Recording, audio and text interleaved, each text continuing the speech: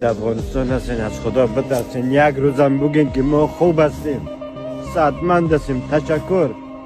همیشه که ما شما را زنگ زدیم، شما گفتین که والا این تکلیف دارم، این تکلیف دارم. خب ما چی کنیم؟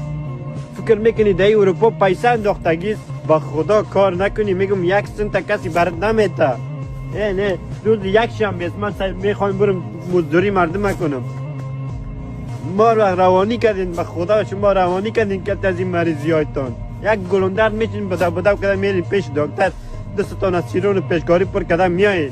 نه بیبی من در اروپا هستم، یک پیسه یک باسکل ندارم که یک باسکل بخرم. روز تا شام شما میگین من مریض هستم، من تکلیف دارم. یا ما مریض میشیم میموریم، از درد میموریم، میریم پیش دکتر میگه برو او بخون. اما تحمل خود کنین، اما ما را درک خود کنین.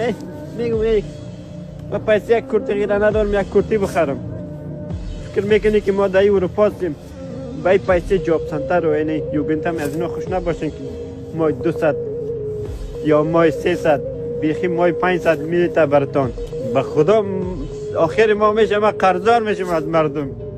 یعنی هیچ مای نبوده که ما قرضدار نبودیم از مردم. چرا؟ چون که من پول رو امان میکنم، فامیل ما کمک میکنم، اما خودم قرضدار. پیسه یک کرتی رو میگم من ندارم، پیسه یک کفش ما میگم ندارم. در افغانستان هستین، از خدا بترسین. یک روزم بگین که ما خوب هستیم، صحتمند هستیم. تشکر. همیشه که ما شما را زنگ زدیم، شما گفتین که والا این تکلیف دارم، این تکلیف دارم. خب ما چی کنیم؟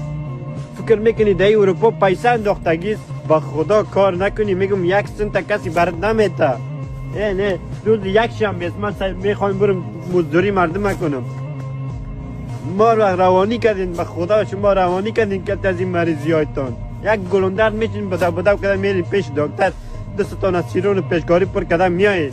نه بیبی من در اروپا هستم، یک پیسه یک باسکل ندارم که یک باسکل بخرم. روز تا شام شما میگین من مریض هستم، من تکلیف دارم. یا ما مریض میشیم میموریم، از درد میموریم، میریم پیش دکتر میگه برو او بخون. اما تحمل خود کنین، اما ما را درک خود کنین. میگم من پیسه یک کرتی غیره ندارم، یک کرتی بخرم.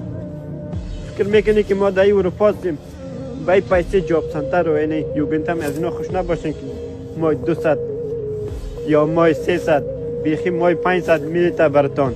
به خدا آخر ما میشه ما قرضدار میشیم از مردم. یعنی هیچ مای نبوده که ما قرضدار نبودیم از مردم. چرا؟ چون که من پول رو امان میکنم، فامیل ما کمک میکنم، اما خودم قرضدار. پیسه یک کرتی رو میگم من ندارم، پیسه یک کفش ما میگم ندارم.